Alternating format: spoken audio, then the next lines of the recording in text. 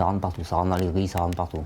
Micro-ondes, le four, frigo.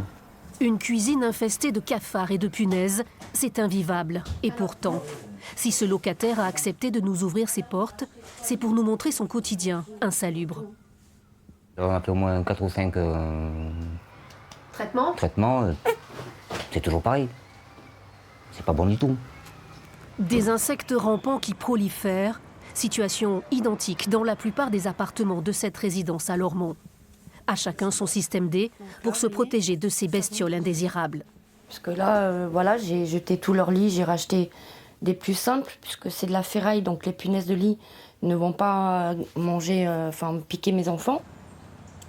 18 étages plus bas, au pied de la tour Vincennes, dans le quartier Génicard.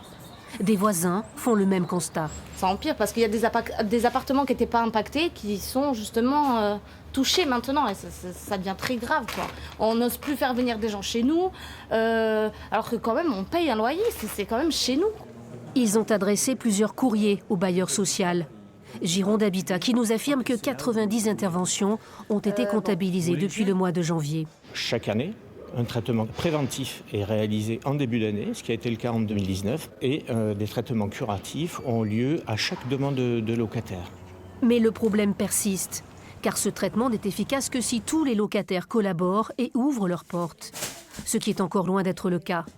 En 2013, la tour Vincennes avait fait l'objet d'une importante réhabilitation.